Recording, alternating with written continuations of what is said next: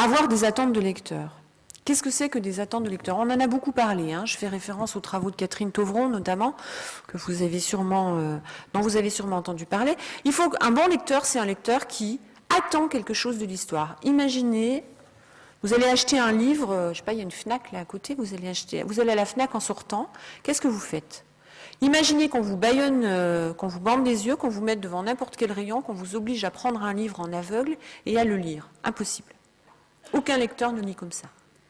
On choisit son livre, on le choisit en ayant une idée de ce qu'on va lire, soit parce qu'on choisit un auteur, soit parce qu'on a lu une critique, soit parce qu'on nous a parlé du livre. Il n'y a qu'à l'école qu'on fait ça. On ouvre un livre, on dit aux enfants, je vais vous lire une histoire. Et on leur lit l'histoire, et eux, ils ont entendu parler de rien. Donc construire des attentes de lecture, ça veut dire quoi? Ça veut dire installer des savoirs sur les personnages. Par exemple, dans cette histoire, il y a des sorcières. Ah, mais je sais des choses sur les sorcières, moi. Je sais que les sorcières, c'est méchant. Ça transforme. Ça fait des formules magiques. Ça a un chaudron, des crapauds, etc. Ça crache la bave dans son chaudron. Donc, je sais que dans cette histoire, il va y avoir un personnage méchant qui va faire peut-être du mal aux autres. C'est ça, construire des attentes. C'est pas uniquement partir d'une illustration, se dire il y a ça, il y a ça, il y a ça, qu'est-ce qui va se passer? Non, c'est se poser, il y a une sorcière, s'il y a une sorcière, il va y avoir un conflit, il va y avoir une difficulté. Mais c'est aussi connaître une structure. Je pense par exemple au conte en randonnée qu'on travaille beaucoup dès la petite section. Une histoire comme La Moufle, il y avait une publication de La Moufle dans un tral à lire il y a quelques années, il y a 1 ou 2 ans. La moufle, vous savez, c'est une histoire du gros animal qui rencontre une moufle et qui dit « Oh, une moufle, je vais faire ma maison ». Il fabrique sa maison. Et donc les animaux entrent les uns derrière les autres dans la moufle. Et puis, à un moment, il y en a trop.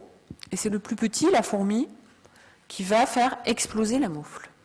Cette histoire-là, elle a une écriture particulière. Elle a une mise en tension du texte qui est particulière. La mise en tension se fait durant tout le texte.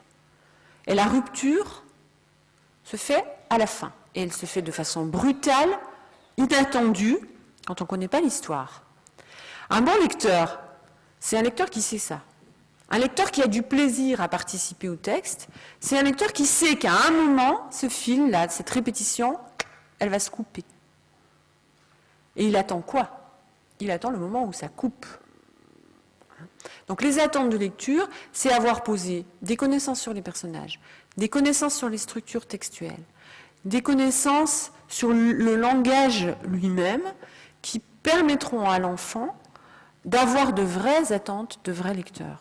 C'est pas observer une image, alors parfois l'image nous y aide, parfois l'image nous présente des personnages, donc nous aide, mais c'est pas observer une image pour construire hypothétiquement un récit. Le récit il existe déjà.